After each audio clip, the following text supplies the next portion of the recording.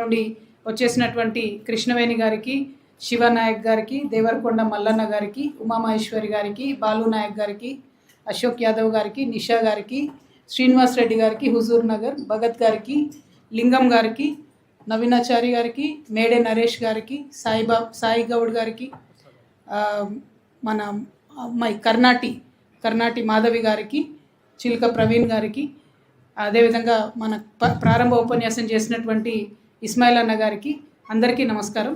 ముఖ్యంగా మా నల్గొండ ప్రెస్ మిత్రులందరికీ ప్రత్యేకంగా నమస్కారాలు. నల్గొండ అంటేనే ఒక మేధావులు విప్లవం పుట్టేటటువంటి నేల. మరి అటువంటి నల్గొండలో ఇవాళ ఇప్పుడు ఈ సందర్భంలో రైతులు ఎదుర్కొంటున్నటువంటి సమస్యలపై చర్చించడానికి మేము మొదటగా ఈ జిల్లానే ఎన్నుకున్నాం. టీఆర్ఎస్ పార్టీ పెట్టకముందు కొన్ని రోజుల ముందే జనంబాట కార్యక్రమంలో, జాగృతి జనంబాట కార్యక్రమంలో నల్గొండకు వచ్చినప్పుడు చాలా అద్భుతంగా మాకు మద్దతు ఇచ్చి ఇక్కడ ఉండేటటువంటి మేధావులైనా ప్రెస్ మిత్రులైనా ఇక్కడ ఉన్న సమస్యలు ఏంటి అని చెప్పి అన్ని చోట్ల కూడా మమ్మల్ని తిప్పినారు. దాని తదనంతరం కొన్ని సమస్యలు పరిష్కార దిశగా ముందడుగేయడం అన్నది చాలా సంతోషకరం.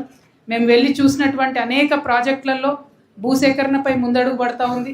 కలెక్టర్లు, మంత్రులు వెళ్ళి అనివార్యంగా చూడాల్సినటువంటి పరిస్థితి వచ్చింది.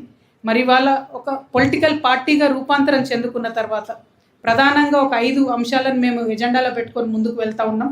పాంచజన్యం అనేటటువంటి పేరుతోని పేదలందరికీ ఉచిత విద్యా వైద్యం ఇవ్వాలనేది ప్రధాన ఆకాంక్షగా పెట్టుకున్నాం. మరి ఇవాళ విద్యార్థులకు, యువతకు ఉపాధి కోసమని ఇంకొక అంశాన్ని పెట్టుకున్నాం. సామాజిక న్యాయం అనేది ముఖ్యమైన మదర్ బోర్డ్ లాగా అండర్ కరెంట్ ఎజెండాగా పెట్టుకున్నాం. మరి అందులో రైతును రాజు చేస్తామని కూడా ఒక ఎజెండా అంశంగా మేము పెట్టుకున్నాం. ఈ 5 ప్రధాన అంశాలతోని ముందుకెళ్తాం, కొట్లాడతాం. రేపు పొద్దున తెలంగాణ ప్రజల దీవెనతోని అధికారంలోకి వచ్చినప్పుడు ఈ 5 అంశాల పట్లనే చిత్తశుద్ధితోని పెద్ద ఎత్తున పనిచేస్తామని ప్రజలకు మాట ఇచ్చి ఒక పొలిటికల్ పార్టీ పెట్టున్నాం. కాబట్టి ఇవాళ రైతు సమస్యల కోసమని నల్గొండ జిల్లాకు రావడం జరిగింది. ఒక నల్గొండనే కాదు, రాష్ట్రం అంతా ఎక్కడ చూసినా కూడా రైతాంగం అంతా కూడా విలవిల్లాడుతున్నటువంటి పరిస్థితిని మీరు గమనించవచ్చు. మొట్టమొదటిది, మొత్తం ఎండాకాలం అంతా పంట అయిపోయింది, చేతికొచ్చింది, కళ్ళలు దాటేస్తున్నటువంటి పరిస్థితి వడ్లు ఉన్నాయి. కానీ ఇప్పటి వరకు కూడా రైతుకి పెట్టుబడి సహాయం అన్నది సంపూర్ణంగా రాకపోవడంతో ఇబ్బందులు పడతా ఉన్నారు. నల్గొండ జిల్లాలో మీ అందరికి కూడా తెలుసు, ఇప్పుడు మళ్ళా మృగశిర కార్తె రాగానే మళ్ళా ఏర్పాట్లు చేసుకుంటున్నారు, నార్లు పోసుకుంటున్నారు. చాలామంది ప్రెస్ మిత్రులతో మాట్లాడితే చెప్పారు, అక్క నల్లగొండలో పరిస్థితి మరీ దారుణంగా ఉంది, పెట్టుబడి సహాయం అందక పుస్తెల తాళ్ళు అమ్ముకునేటటువంటి పరిస్థితి ఇప్పుడు కూడా పేద రైతుల గ్రామాల్లో ఉందక్క. తప్పకుండా ఈ విషయాన్ని మీరు మీడియా ద్వారా చెప్పండి అని చెప్పినారు.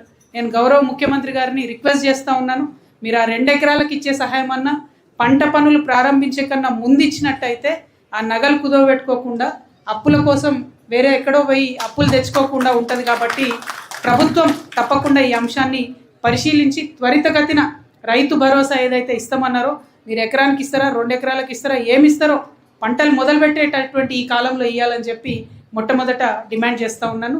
రెండవది, పంట కొనుగోలుకు సంబంధించి చూస్తే మొత్తం రాష్ట్ర వ్యాప్తంగా కూడా అంతకుముందు ఎట్లా జరిగింది, కంపల్సరీ అధికారుల దగ్గరుండి లారీలు మాట్లాడించి ఇచ్చేది, కళ్ళల దగ్గరికి లారీలు వచ్చి ఎక్కించుకొని పోయేది. ఈసారి ప్రభుత్వం ఏం చేసిందంటే, మేము 75 లక్షల మెట్రిక్ టన్నులు కొనుగోలు చేస్తున్నామని చెప్పి గంభీరమైన ప్రకటనలు చేసి లారీ కిరాయి బరువు అంతా కూడా రైతుల మీదనే పడేసారు. ఆఖరికి గన్ని బ్యాగ్స్ ఇచ్చి చేతులు దులుపుకున్నారు తప్పితే సుతిల్ తాడు కూడా రైతులే కొనుక్కోవాల్సిన పరిస్థితి వచ్చింది ఈసారి. దాంతో జరిగింది ఏంటిది, టోటల్గా 75 lakh మెట్రిక్ టన్స్ ప్రభుత్వం ప్రొక్యూర్ చేస్తే అది మీరు టన్నులలో చూసుకున్నట్టయితే 7.5 కోట్ల టన్నులకు వస్తుంది. 75 లక్షల మెట్రిక్ టన్నులు అంటే 7.5 కోట్ల టన్నులకు వస్తుంది. ఏం చేసిండ్రు, 6 కిలోల తరుగు తీసిర్రు. దాంతో జరిగింది ఏంది, టోటల్ తెలంగాణ వ్యాప్తంగా అన్ని జిల్లాల్లో ఉన్న రైతాంగం దగ్గర నుంచి 45 లక్షల టన్నుల ధాన్యాన్ని ఈ ప్రభుత్వం దోపిడీ చేసినట్టుగా నిరూపితమవుతా ఉన్నది. 6 కిలోల తరుగంటే 7.5 కోట్ల ధాన్య సేకరణలో 45 lakh టన్స్ డైరెక్ట్గా ప్రభుత్వం దోపిడీ చేసింది రైతుల దగ్గర నుంచి.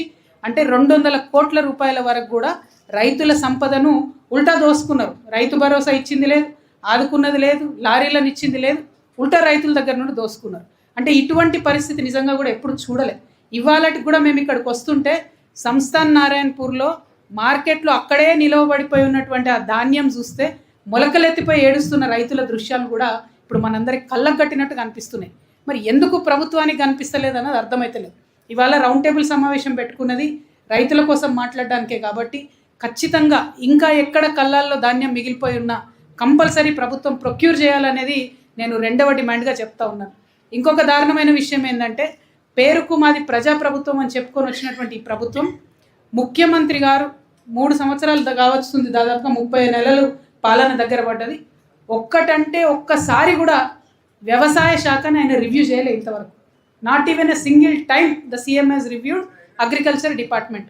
మరి ముఖ్యమంత్రి గారి యొక్క రివ్యూ లేకుండా, వారి యొక్క పర్యవేక్షణ లేకుండా డిపార్ట్మెంట్లో పనులు ఎట్లా కొనసాగుతాయి, అధికారులలో భయం ఎట్లా ఉంటుంది, చిత్తశుద్ధి ఎట్లా ఉంటుంది, ఒక క్రెడిబిలిటీ ఎట్లా ఉంటుంది అనేటటువంటి విషయం దయచేసి రైతన్నలు ప్రజలందరూ కూడా ఆలోచన చేసుకోవాలి. మూడవ అంశం మనం ఆలోచన చేసుకున్నట్టయితే పోనీయండి, రుణమాఫీ ఎట్లా చేయలేదు, సగం మందికి రానేలేదు, పోయిన 3 సార్లకు రైతు భరోసా ఎగబెట్టిరు, అది పోనీయండి, కనీసం ఈ సీజన్ కన్నా ఇప్పుడన్నా ఇవ్వాలని కోరుతా ఉన్నాం. అప్పుడు సర్పంచ్ ఎన్నికల ముందు ఒకసారి ఇచ్చిండ్రు, మళ్ళీ ఇప్పుడు జెడ్పీటీసీ ఎన్నికలు వచ్చేటప్పుడు డిసెంబర్లో ఇస్తారేమో అని నేను అనుకుంటున్నా. బట్ ఐఎమ్ నాట్ ష్యూర్ అది ఎట్లా జరుగుతుంది. అంటే ఈ విషయాలన్నీ కూడా దయచేసి రైతన్నలు గమనంలోకి తీసుకోవాలి. వాళ్ళకి పొలిటికల్ అవసరం ఉందన్నప్పుడు మాత్రమే మనల్ని ఆదుకోవడానికి ముందుకు వస్తున్నారు తప్పితే మిగతా అప్పుడు లేదు. కానీ ఒక ప్రభుత్వం, ఒక వ్యవస్థ ఎట్లా సాగాలి అంటే పార్టీలు మారినా, ప్రభుత్వాలు మారినా రైతులకు ఎటువంటి ఇబ్బంది లేకుండా కంటిన్యూస్గా ఉండాలి ప్రాసెస్ అనేది. Governance should be continuous. అది కంప్లీట్గా ఇగ్నోర్ చేసినటువంటి ఈ ప్రభుత్వాన్ని నిజంగా ఏమనాలనో అర్థమైతలేదు.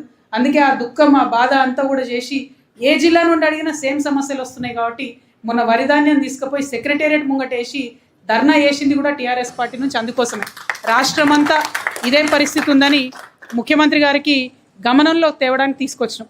కానీ ఆ తర్వాత కూడా దున్నపోతు మీద వానబడ్డట్టు ఉంది తప్పితే, ఎందుకే నల్గొండలో నా గొంతు నొక్కుతురు, నల్గొండ జై తెలంగాణ వినబడుతుంది, కదలిక వచ్చినట్టుగా పెద్దగా ప్రభుత్వంలో అనిపిస్తలేదు. మిమ్మల్ని అందరినీ నేను కోరేది ఒకటే, ఈ అంశాల మీద ఎక్కడికక్కడ క్షేత్రస్థాయిలో రోడ్డు మీద నిలబడి, దిగబడి, కలబడి ఉద్యమాలు చేస్తే తప్పితే సొల్యూషన్ దొరుకుతున్నట్టుగా అనిపిస్తలేదు. టీఆర్ఎస్ పార్టీ కొత్త పార్టీ, ఇప్పుడిప్పుడే మనం రెక్కలు తొడుక్కుంటున్నాం. మీ అందరూ భయపడకండి. మనం పిడికిడి మందే ఉన్నాం కదా, ఉద్యమాలు చేయొచ్చా అనుకోకండి. పిడికిడి మందితోని మొదలయ్యే ప్రపంచ చరిత్ర మార్చినటువంటి చరిత్రలు ఎంతో మందికి ఉన్నాయి. కాబట్టి ధైర్యంగా ముందుకెళ్ళండి. ఎక్కడ రైతుకు చిన్న కష్టం వచ్చినా టీఆర్ఎస్ పార్టీ నాయకుడు, కార్యకర్త ఈ కండువా అక్కడ కనబడాలని చెప్పి కూడా నేను టీఆర్ఎస్ పార్టీ నాయకులకు, కార్యకర్తలకు నేను విజ్ఞప్తి చేస్తూ ఉన్నాను. మరి ఇంకొక మాట మనం ఆలోచించుకోవాలి. ఇవాళ రైతాంగం అంటే కేవలం రైతులకు విత్తనాలు వేయడము, లేకపోతే పంట తీయడము, అమ్మడం కాదు. దానికి తగ్గట్టుగా సాగునీరు ప్రాజెక్టులు కూడా ఉండాలి. ఇలా ఉమ్మడి నల్గొండ జిల్లా మొత్తం ఆలోచించుకుంటే ఎక్కడ మీకు రిజర్వాయర్లు కనపడవు. వరంగల్లో రిజర్వాయర్లు ఉంటాయి, నల్గొండలో కాలువలు ఉంటాయి. అనేక మంది మేధావులు